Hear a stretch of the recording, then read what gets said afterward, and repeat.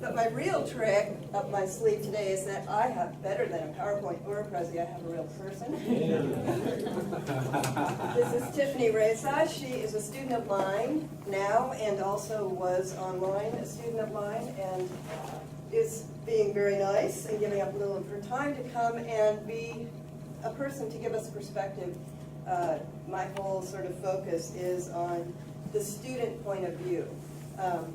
So now I can do my exciting trick here that I worked so hard on. It's not about teaching online. It's about learning online. Now, who says PowerPoints are boring? The whole point that I want to get across, it's very simple. I don't have a lot of details I'm going to go into, but is to sort of become the student in your mind as you're putting together your course. And it works out well because you're in this, you are a student in this CDI situation. And so you'll start to realize that even today maybe you're starting to think, oh, you know, I'm overwhelmed, I don't know where to begin. You know, how do I do this? You know, what do I do? And so you sort of translate that feeling to realizing that your student coming online for your course doesn't want to feel overwhelmed with all these different instructions or lack of instructions or what do I click on to get to the place I need to go, and basically have a horrible experience in their online class. And so if you sort of assume the role of student, what's it like to be that person taking my course instead of, I've got all this great stuff, I can't wait to tell everybody about it, which of course you want to have that also in your head, but realize they're not, if they can't even find what to click on, you know, who cares what you've got to say. So there's a few sort of key concepts. I guess that's, I'm looking at very sort of broad concepts to take away as you're planning your course. One of them, clarity and consistency, visually as well as verbally. So I just took some screenshots of my Blackboard online. Well, as Lois was saying, it translates to your face-to-face courses. I completely and totally changed all of my face-to-face courses after going through the CDI here, because I realized it's not really about online teaching, it's about how to design a course that's accessible to your students. Imagine that. And so I kind of changed my whole mentality, and this is an example of what I was talking about earlier when I was sitting down about making it easy and obvious for students to understand, you know, what do I do? You'll learn about modules, chunking material. Everything that happens in Module 1 happens when you click on Module 1. This is Module 3. The idea of chunking all the material into one area so that it was super easy to find this. Module 3, click on it. Here's everything they have to do for Module 3. They don't have to go anywhere else. The simplicity of that design visually as well as for content and accessing it, and you'll see there's more chunking here with folders, so that there isn't some huge long list that they have to read through every time. And so that helps people to navigate through the course and make it sort of student user-friendly. Same thing with the consistency. If you have due dates, make it the same thing every single day. So this was not for the course you took, but my 305 course, every assignment was due at midnight because most of the people worked. And so if they have an assignment, they know it's due by midnight. And keep saying it over and over again. So that consistency, what E.J. Sobo, a guru of online courses, called rhythm and ritual. And that was something that really stuck with me as sort of a way of thinking about it. Make things feel like it's in a rhythm. It isn't like one day at this time, you know, another day, another time, and it's all kind of confusing and you can't keep track. Make everything as regular and consistent as you can. Repetition of instructions. Lois mentioned that too. Keep saying it over and over in different places. There was a recent article that were about a professor, I think he was at Brown, who wore a T-shirt that said it's in the syllabus. and I know that we all have that feeling of, oh my God, don't they read the syllabus? Maybe. You put a lot of effort into your syllabus. They might read it at the beginning, and you may have totally explained everything, and this is how you do an assignment, and this is how I do this and that, and this is, we're very proud of our syllabus, and we need it. But when they go to turn in an assignment, they tend not to think, oh, the directions for that are back in the syllabus, I'm going to look at that. So you keep putting it in all these places. And this is just an example of, I have a schedule. So here's the instructions. Every time, just cut and paste. Here, click on this, click on that. They won't get confused. With the turn it in assignment, here's the assignment in the schedule. Here it is on the turn it in link. I've repeated the instructions again. It's not that hard because you just keep cutting and pasting. And so before I move on to my next section, I'm inviting Tiffany, who's probably horrified, to kind of, I want a reality check. This is what I think worked. Tiffany came into this as a entering freshman, so she had not even attended college yet, so Blackboard, was Blackboard new? Yeah. So Blackboard was new, a lot of things were new, and I wonder, did that, was it accessible, or were there things that worked better than others, or? Katie, if you just stand close together. Yeah.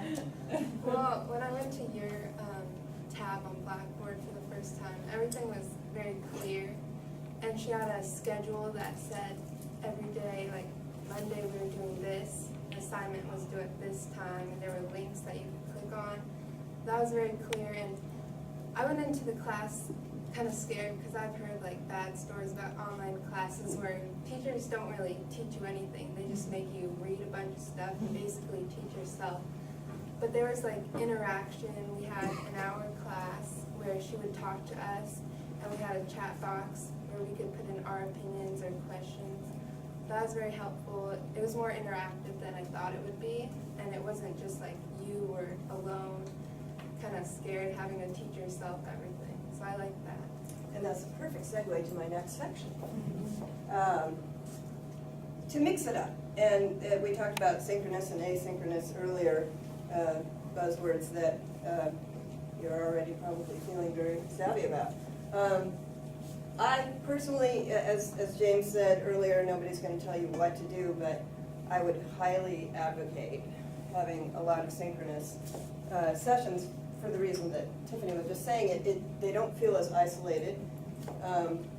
You can they'll teach you collaborate, the classroom situation where people are all online at the same time, and as Tiffany said, they can text questions to you, you can answer them, you can call them by name, they start to talk to each other, there's lots of LOLs and all that stuff going on. But it's kind of, I liked it because personalities actually come out. And did you feel like you got to know any of your fellow students at all? You start to see, a certain sense of humor on certain people, and it just becomes more of a feeling of community. And then I also do conferencing one-on-one, another really powerful synchronous tool, especially since I teach writing, where we would have the draft. And we're both looking at the draft. In this case, I appear to be a man. But quick pictures from my PowerPoint. And so that was a really, I felt really beneficial for the students. Again, Tiffany commented, did the one-on-one serve a purpose for you online? Yeah, it was really helpful because we were both looking at it. We both, she would say something and I could automatically make a change because I had my Word document up. And yeah, it was really helpful. And I actually liked it better than the in-person one. Because well, not that I didn't like that one, but it was just easier because you are right there with your paper and you don't really forget anything. Yeah, and that's really actually interesting comment because we tend to think, oh, online, it's not, you can't do that one-on-one and you can't provide adequate feedback, but in a lot of ways, and I don't know about the peer review process I kept doing online. You know, she's in my face-to-face now, but coming to my office, interestingly, as she's saying, might not even be as focused and hands-on as being online because she's got her document there, she's working on it. It's a pretty focused activity that seems to be really useful. So that's where the synchronous stuff comes in. Conferences. I did the doodle survey. I just made them sign up, and it's part on my schedule. You know, as a homework assignment with a due date of midnight or whatever.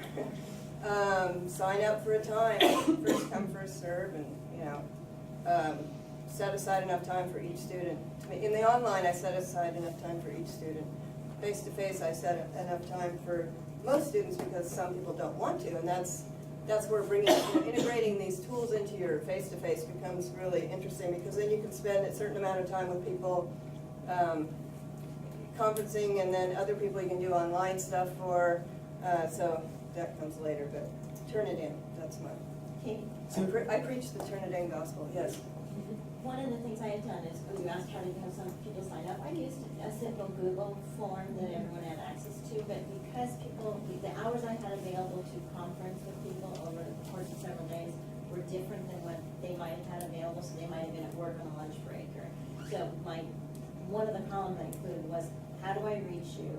And provide the number of access or Skype name or whatever it is. So it was kind of nice. I would just get to that point, Skype them or call them on the phone or whatever. Yeah, personally I would hate that, because Well, I don't want to have to chase after people, so I couldn't yeah. because of where they were, so I just did that. Yeah.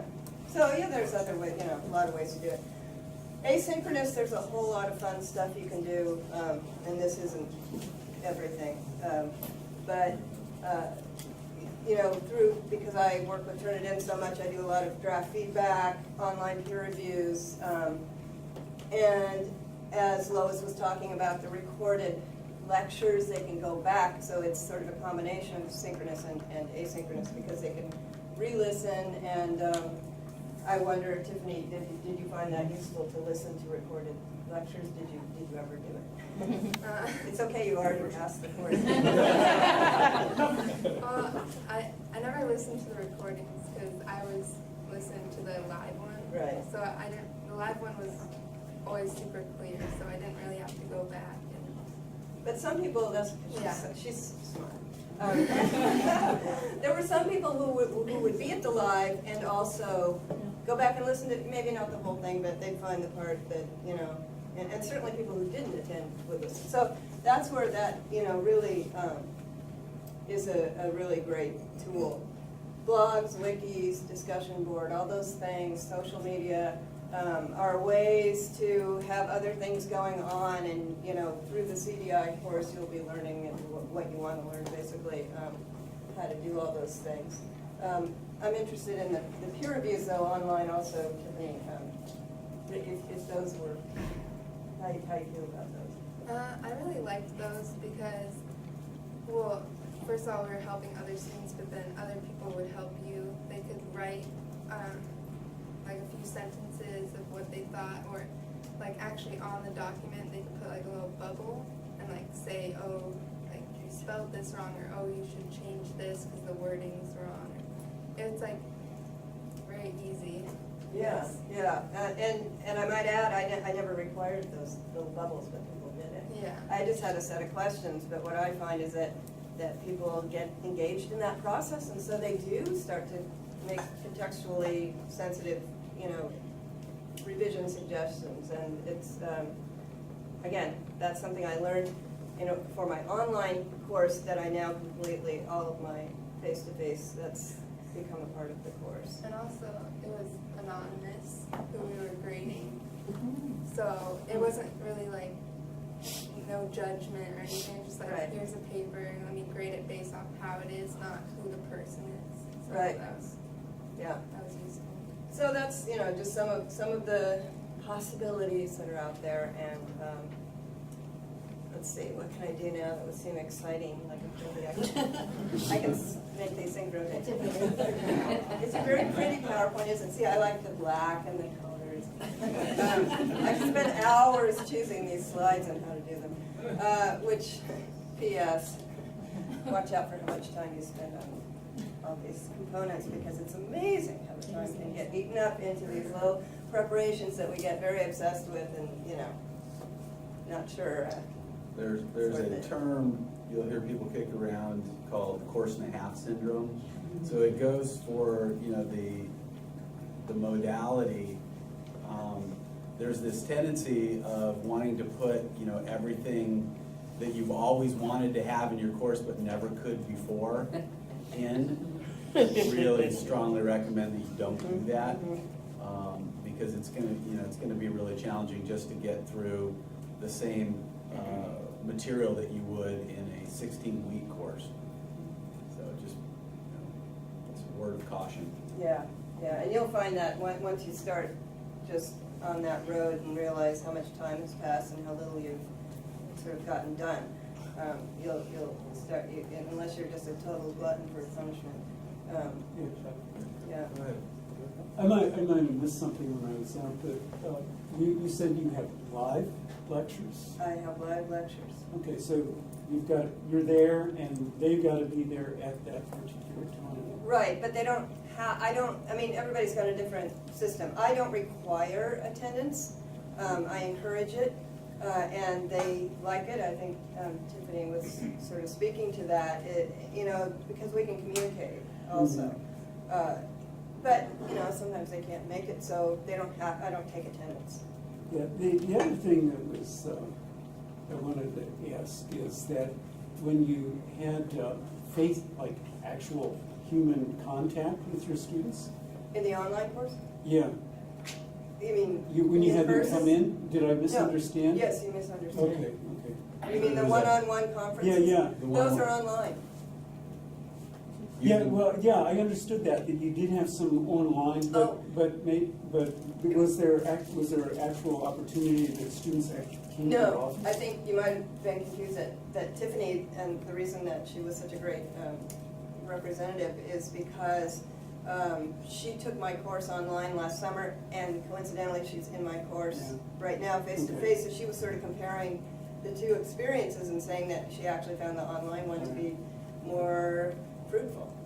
So that's just Well, that's where I was headed with that, was like, if you're doing an online course, can you ask a student to come in and see you? I mean, is there a kind of a requirement? I think you could make that an option for the students if the students, and if you're open to it and the students are open to it, it's your class to design as you see fit. What you don't want to do is provide an opportunity for a local face-to-face student that wouldn't be available for a distant student. So you don't want to treat those remote learners as kind of second-class citizens in any way. So that's just the equilibrium you have to find. If you're doing a one-on-one, as Katie did, through a web conference system such as Collaborate, and you're also open to meeting with a student face-to-face in your office on a physical campus and they're a local student, you can say, here are some choices.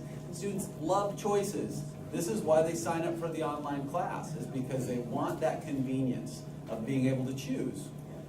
And I should add that in the online conferences, in my lectures, I don't let them talk because it would just be insane. I let them text during it. But in the one-on-ones, I enable their microphone or ability to talk, and so we can actually talk to each other. So it's almost like being, yeah. I run my class a lot like you do, synchronous. And one thing I think about doing differently is about the live attendance. Mm-hmm. So for example, the very first day, there was almost 100% enrollment live. But then as the semester went on, then there was a steep decline in people like showing up live. They can of course look at the recording and hear those, which is, it's basically at their leisure, which is fine. So my question is, how do you, basically what I saw was like the same 10, 15 students show up. But then I really don't interact with the other students. So what are there sort of tools that you would use, or did you see sort of a decline after the first couple of weeks? And so I'm thinking about maybe, the first half doing it like at 11 o'clock, and then like the second half of the class doing it like at 6 o'clock. That's interesting you say that, because that was gonna be my answer. In my, not the class, Tiffany's class was super structured because it's a particular course that was required of these students coming in. But I also teach a upper division writing course in the summer, and I sent a doodle survey to them just to find out what's the best time to meet online for you. Most of them were working, and they said, I gave them a noon, 2 p.m., or 9 a.m., noon, 2 p.m., 7 p.m. And I was really like, don't pick 7 p.m. That's my glass of wine then. And guess what? 7 p.m. was by far the popular one. But I have to admit, shamefully, that I was stubborn. I had twice a week. I had a live lecture, and I just couldn't bring myself to do it 2 days a week at 7 p.m. because it was summer. I wanted a little bit of a life, and so I had one day. Every Tuesday it was at noon. Every Thursday it was at 7 p.m. or the other way around. I don't remember. And guess what? I had several of my noon live lectures with 0 attendance, and I sat there like an idiot and talked to, my wall and pretended like there were people there, because I knew they listened to the recording, because I go back and see that they listened. But the 7 p.m. had people showing up. So I going forward, I will give up my, my stubbornness to have it at a time that was convenient for me, and realize, again, it's my theme here, from the student's point of view, what works. Well, if you're working all day, you're not going to spend your lunch hour running off to hear some lecture. So, yeah. How many students do you have in your summer RSW class? So I'm just trying to figure out 30. how many you can actually do a one-on-one consultant, because my classes tend to be like 60, 70 people, which I think would be hard. Yeah, that would be, if you don't have a TA, then what I'd probably do is not require it, and see how many people sign up. Again, you could try it, like Andrea was suggesting, try it during your regular class and as an experiment, and say, I'm making a certain number of slots available to come see me, first come, first serve, and see, do they fill up? And just sort of get a sense of the numbers. What I find, because I've been doing this for so long, the conferencing, is that about a half to 2/3 actually want to have a conference. There's a fair amount of students who have no interest. So great, fine. And then I can turn it in, I can put some comments on their draft, and, they get something. We have a couple more questions here. Yes. Hi. Oh, hi. If the question's for you and anyone else who's taught an online class. I remember being an undergrad many years ago, where there wasn't internet, and so really the professor, if you wanted to ask them questions, engage them, you had to physically go to their office. Right. So effort on your part. But now, as a professor, we say, here's our office hours, but more and more, I even have students who email me during my office hours because it's more convenient to them. So now I have people in my office, but I also have to answer emails. And the question, I'm kind of moving towards, now you're online, you're fully accessible with, you said a lot of students want to do the video conferences, and then you have office hours. And how are you managing that? Because potentially you're spending so much time outside of class activities having office hour chats. But you can put parameters on it, and that's What are your one of, parameters? I have email, if you send me an email by whatever time, I'll answer it by, so if you send me an email by noon, I'll answer it by 5. So that gives me a little bit of leeway. If they send it at 4:30, I don't have to sit there waiting for an email, all day.